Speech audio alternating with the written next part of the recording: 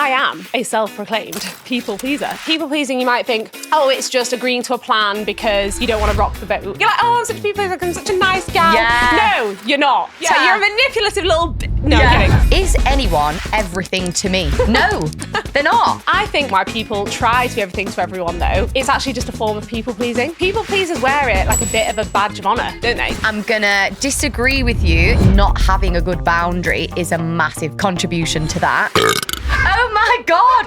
Oh my God! When you say yes to something that you know you should say no to, you are immediately flooded with dopamine, which makes you feel good. It's a quick fix, but it's not lasting. But self-trust is a slower release. It is linked to your prefrontal cortex. The hottest muscle on a man, a developed prefrontal cortex. That is just the most hot thing I've ever known. How much do you think you seek external validation? I think...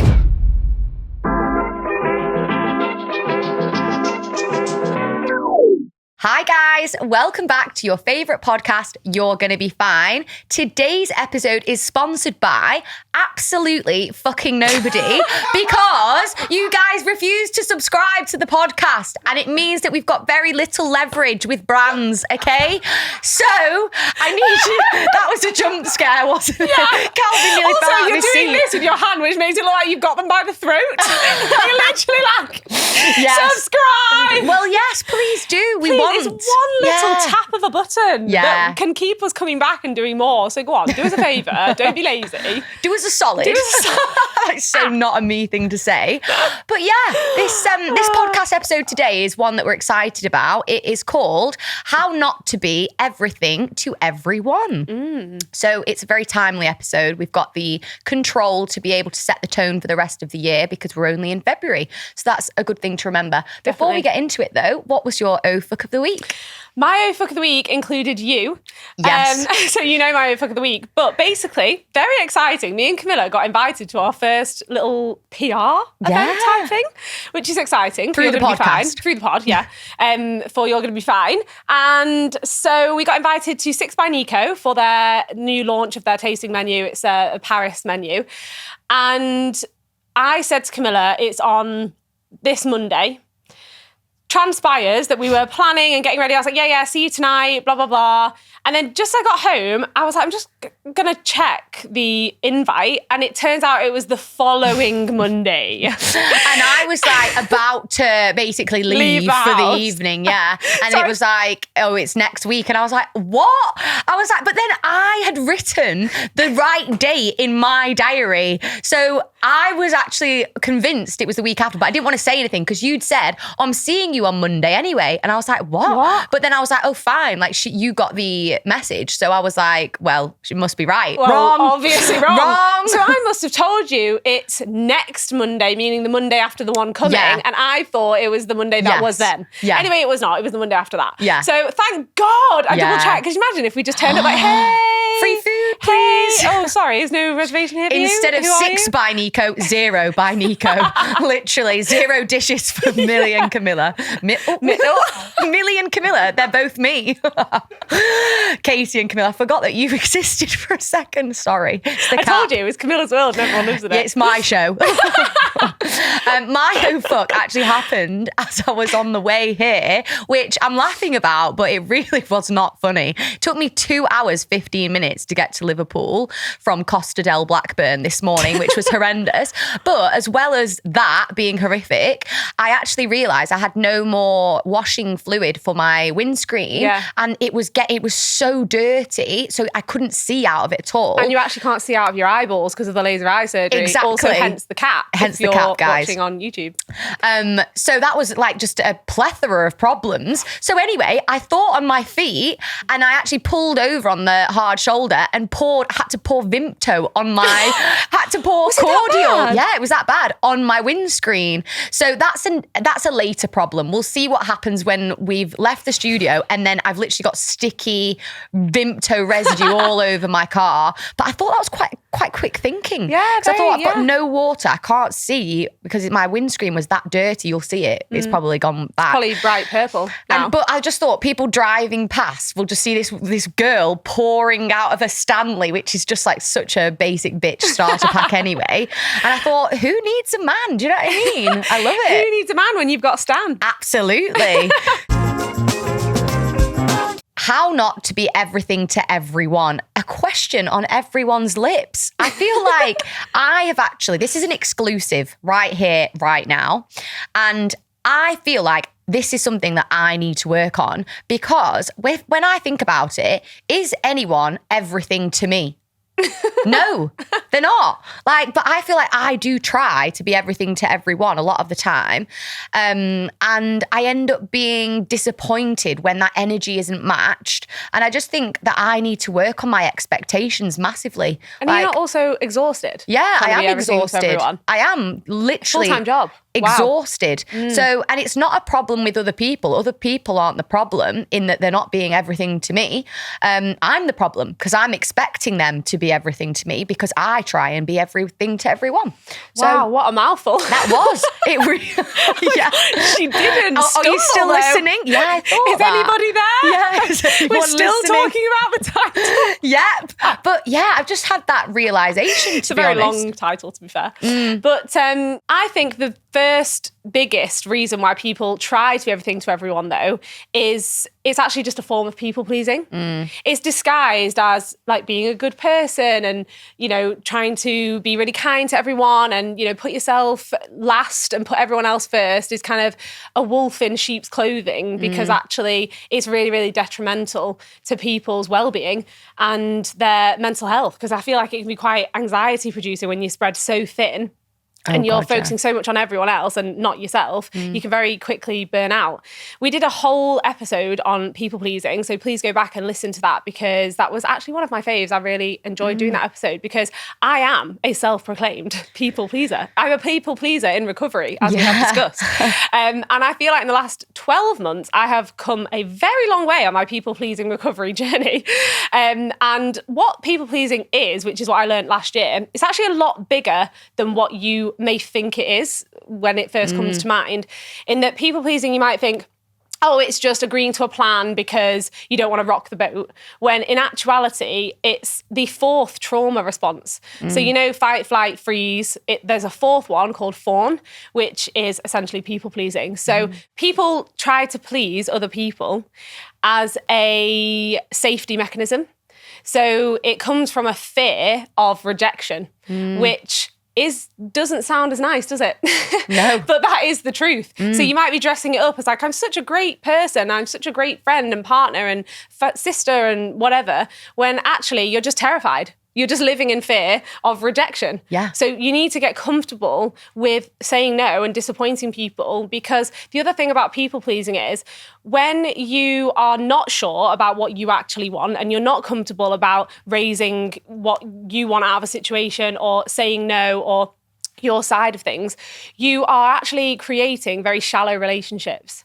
And nobody wants that. No. People want deep relationships. We want the depth. And, deep connections. And actually, it's something you talked about in that episode, which I'm just going to rehash, by the way. Go for it. Is that people pleasing is, what did you say? It's in that book, The One Thing. A form of manipulation. Manipulation, that was it, yeah. A form of manipulation, which I just thought, whoa, drop the mic. Because people pleasers wear it like a bit of a badge of honour, don't they? Yeah. Let's be honest. I'm sorry. I can say that because I'm a people pleaser in recovery. You're like, oh, I'm such a people pleaser, I'm such a nice gal. Yeah. No, you're not. You're a manipulator. You're a manipulative little... No, I'm kidding.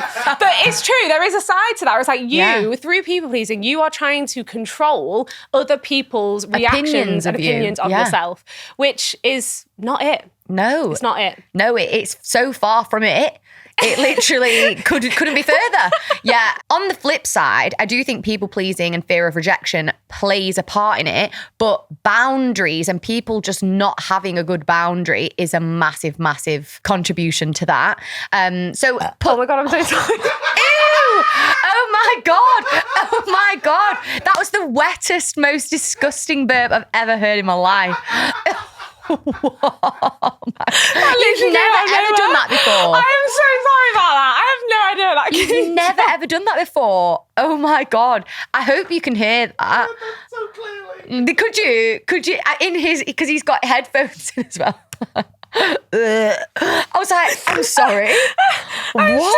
so sorry. That just came out of nowhere. Keep it in. Yeah. Go on. Sorry about that. So, on the flip side, as I was saying before, Katie belched down the mic. Boundaries play a massive part in why we feel compelled to be everything to everyone. Now, a boundary, put simply, is what you will allow into your time, energy, and space. And it's actually interesting because when we were having a research of the episode, shock, it all comes from childhood because apparently, and I would actually believe this to be true, when you're younger, the way that your parents parent you instills you with a set of boundaries. There's 3 different types, and this sets the tone for your boundaries in adulthood. So there are 3 different types, and it's called family systems theory.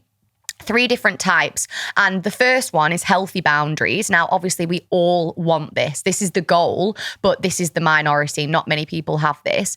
So this is when during childhood, you are basically not responsible for other people's emotions. You are connected, but you can separate your emotions from other people's. So individual needs are respected and conflict is allowed without it meaning you're going to be rejected. So it's a really healthy form of boundaries. And then the second one is diffuse boundaries. Now, this is the most common one. This is what most people have in childhood. And it's not something to beat yourself up about because it's literally a survival response, like when you're younger.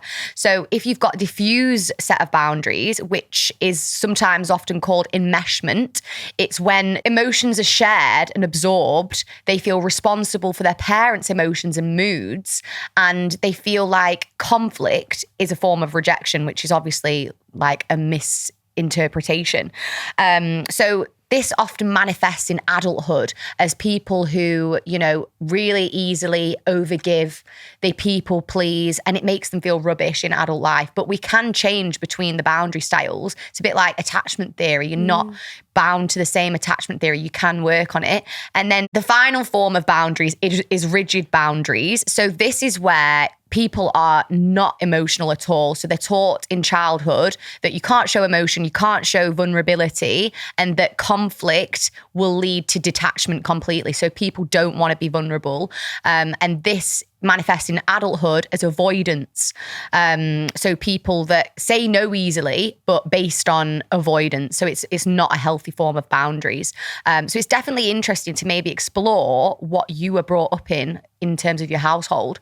But again, you don't have to die on that hill. You can literally move between the boundary styles whenever you deem that you want to. I find the attachment theory thing so interesting. I've actually got 3 copies of the book attached. Love that book. I don't know how I ended up with 3 copies, honestly. Have you stolen mine? I think maybe I got gifted them and people are like, you have an attachment problem. Influencer. No, from friends and family, you dickhead. I mean, I think I got gifted them. my family are like, you're anxiously attached. Yeah. Read the book, read the book, read the book. No, seriously, I was anxiously attached. And that makes so much sense off the back of what you're saying, because I was a people pleaser. So that really does marry up to the two. But obviously what we're all aiming for is that secure attachment style. And this is just something that I learned for the fellow anxious attachers in the world, because I feel like that's the biggest one. That's the biggest, most dominating one, is the anxious one. And they say that the anxious attachers tend to end up with avoidance. Yeah. And then that causes anxious avoidant relationships. Which is the worst. Which is the worst. So what we're trying to do is everyone just get secure, okay? Yeah. and you can move from secure to anxious, because I think I'm anxious now, whereas I used to be secure. Yeah. Which is so interesting. Yeah. Because I've gone backwards. Like I've regressed. Despite having a self-development podcast, it is possible that you can regress and get worse as a person. Yeah, but that is but that is self-development though. Yeah. That is it. Like, that is life. Yeah. In fact, I got snakes and fucking ladders. One, you're going up and then it's like, whoa, no. Yeah. It's life experience though, and we've got to be honest. It Like, is. I got a voice note off Millie the other day, and she was explaining how she was using this analogy of life being like a patchwork quilt. oh. And she was like, some good patches, some bad patches, but it all comes together and it makes a gorgeous, like, I colourful love array that. of life. And I was just like, these are the depth of the voice notes that I send to my best friends.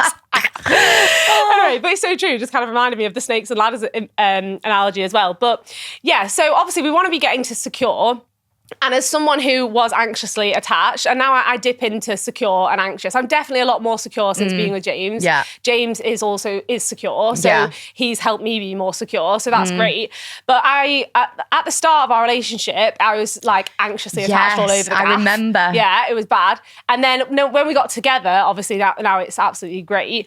But one of the things that's really helped me with James, and it actually happened the other week when we were at Hale Country Club. So me and Mills were at Hale, and James came. We were all like doing a bit of work together. And did you hear him say, "Can I just say something?" in that like funny voice? Yeah. It's because I always say to James, "Can I just say something?" When I feel like I have to like ask for a question or ask for reassurance, I always say, "Can I please just ask something?" So he actually said it Yeah, for he you, did. taking Yeah. the piss out of me. Aw. So that is like my like hook for being able to say what I want to say. So to get yourself to being secure, one of the big things that people would advise you to do is to practice speaking your truth and asking for reassurance. Yeah. Because often asking for reassurance can make you feel like you're being weak and it's like, oh, nobody wants to ask for that. But really, that is what will cure it. So what you should do is ask for reassurance, but only once. That's the hard part for anxious attachers. Reassure me. Yeah. Now. But now that they've said it, and then anxious attachers will go,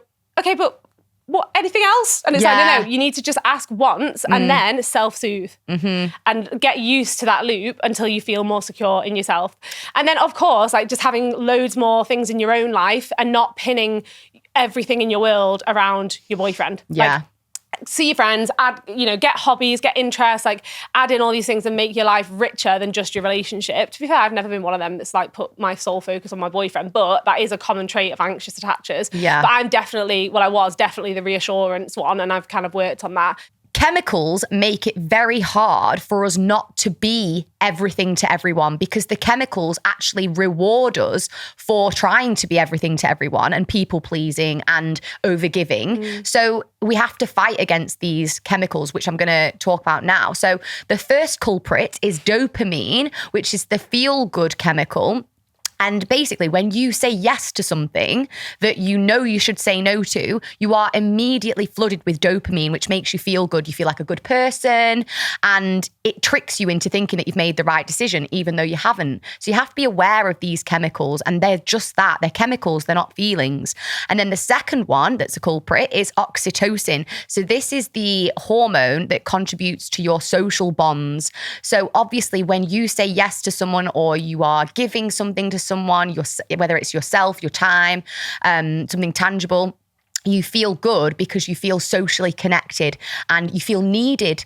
And that is obviously just an innate desire. Everyone wants to feel that. So it's going to be hard to try not to be everything to everyone, but just keep in mind these little scientific hacks, which is, right, I feel good right now, but I'm going to feel rubbish later. Check in with yourself, know yourself, be self-aware, and be aware of these two, oxytocin and dopamine. I would imagine that they flood in when you get external validation. Yes. And that's the thing that we all need to be trying to get to is self-trust, not external validation, because external validation releases dopamine. It's a quick fix, but it's not lasting. So like you said, you get that rush of dopamine, which, we all love. Yeah. But self-trust is a slower release. It doesn't have that rush, but it's long-lasting, which is what we want. However, with self-trust is linked to your prefrontal cortex, which is not developed until you are 25.